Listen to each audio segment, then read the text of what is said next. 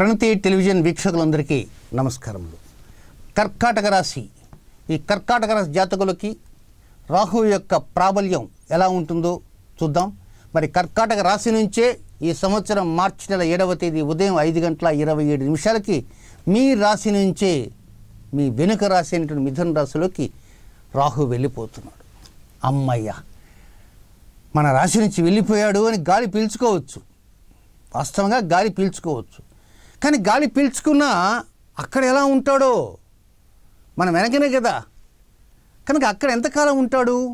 2020వ సంవత్సరం సెప్టెంబర్ నెల 23వ తేదీ ఉదయం 8:22 వరకు ఉంటాడు. అంటే 18 నెలల 16 రోజుల 175 నిమిషాల పాటు మీ వెనక రాశిలోనే కూర్చొని ఉంటాడు, గమనిస్తుంటాడు.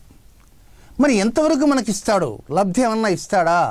గోచారంలో కానీ, గ్రహచారంలో కానీ, మూర్తిత్వంలో కానీ, లేకపోతే ఇంకా ఇతర సంబంధమైనటువంటి అంశాల్లో గమనిస్తే కేవలం 27% మాత్రమే లబ్ధి. ఓన్లీ 27% లబ్ధిస్తున్నాడు. అంటే 73% లాగేసుకుంటాడు. లబ్ధి ఉన్నట్టే కనబడుతుంటుంది, అంత అనుభవించడానికి సిద్ధంగా వడ్డించిన విస్తరలాగా ఉంటుంది. కానీ ఆ రాహువు దగ్గర నుంచి మీరు నిజాయితీగా లీగల్గా అందుకునేది 27%. అంటే ఏమన్నా ఇల్లీగల్గా ఏమన్నా అవకాశం ఉందా మనకు? అంటే డైరెక్ట్గా కాకుండా ఇండైరెక్ట్గా ఏమన్నా ఇస్తాడా అంటే ఇవ్వడు. కానీ ఎప్పుడు ఇస్తాడు అంటే ఆ వివరం కూడా చివరిలో చెప్తా. ముఖ్యంగా దిగువ స్క్రోల్ అవుతున్నాయి కొన్ని డేట్స్. ఆయా డేట్లలో మీరు గమనించవలసిందంటే అది ఏ రోజన్నా కావచ్చు, ఆ రోజు పూర్తిగా కానీ ఆ రోజు వచ్చేటువంటి రాహుకాల సమయాల్లో మానసిక శారీరక సంఘర్షణలకు గురి కావద్దు. మొత్తం మీద మీకు 12వ స్థానంలోకి రాహు సంచారం చేశాడు గనక కొంత ఆర్థిక స్థితిగతుల మీద దాని ప్రభావం ఎక్కువ ఉంటుంది.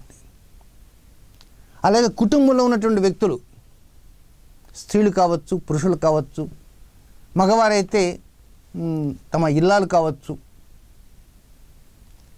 లేదా కొన్ని తల్లిదండ్రులు ఉంటే తల్లిదండ్రులు కావచ్చు, వారి యొక్క ఆరోగ్య నిర్ణయాలపైన కూడా ఎక్కువ దృష్టి ఉంచాల్సిన అవసరం ఉందని కర్కాటక రాశి జాతకులు తెలుసుకోవాలి. ఇక రాహువుకు ఉన్నటువంటి మొత్తం ఈ 18 నెలల పీరియడ్లో 27% టోటల్గా మీకు అందించినప్పటికీ అక్కడక్కడ కొన్ని జాగ్రత్తలు అంటూ తీసుకోవాలి.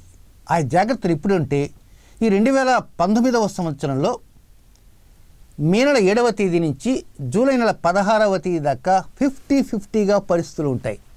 ఏమిటా 50-50 అంటే? 50 అనుకూలం, 50 ప్రతికూలం.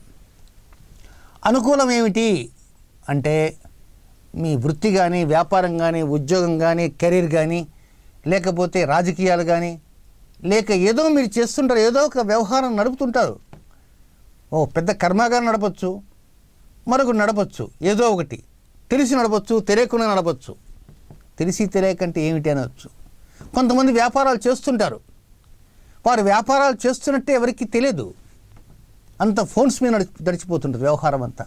అక్కడ కొనేస్తారు, ఇక్కడ అమ్మేస్తారు, అంత ఆన్లైన్ వ్యవహారం అంతా. కనుక ఎలాంటిదైనా సరే అలాంటి అంశాలలో ఆ 7 మే నుంచి జూలై 16 దాకా 61 రోజులు మాత్రం బాగా చక్కగా అనుకూల పరిస్థితులు అన్నీ వచ్చేస్తాయి, ఒక 50%.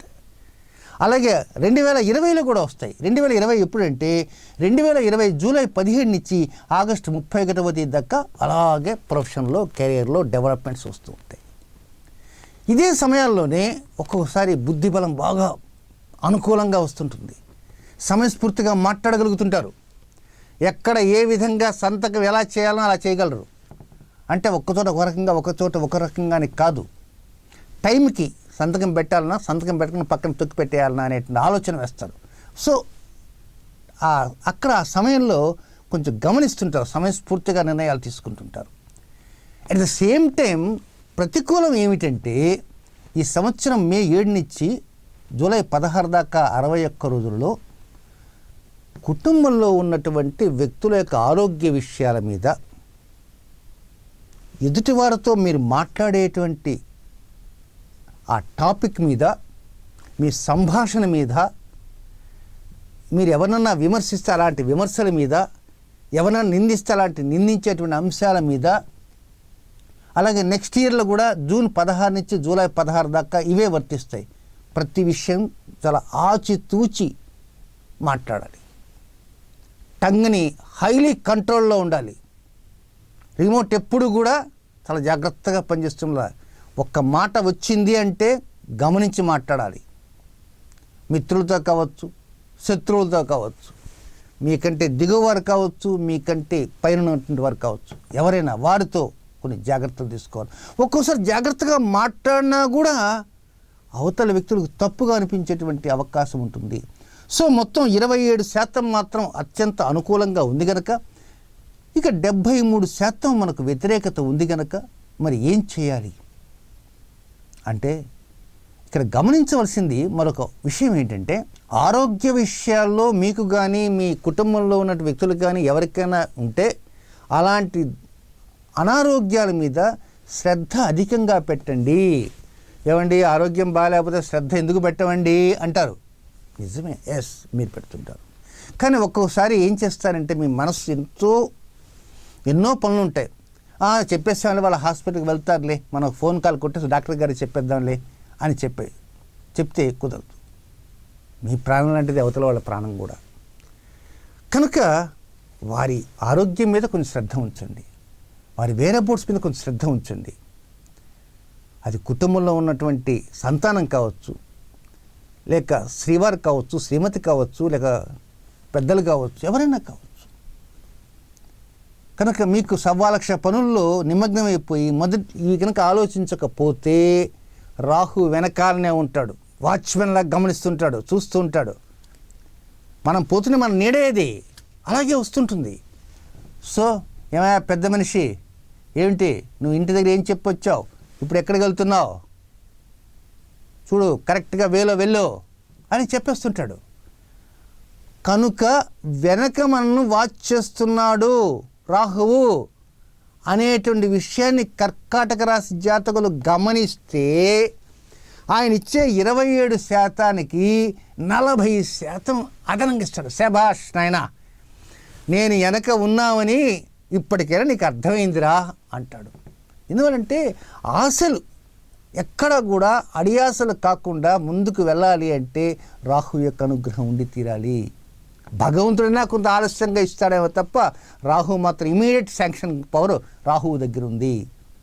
కనుక అలాంటి రాహువుని మనం జాగ్రత్తగా కంట్రోల్ పెట్టుకుంటూ పోతే 27కి 40% అనుకూలం వస్తుంది.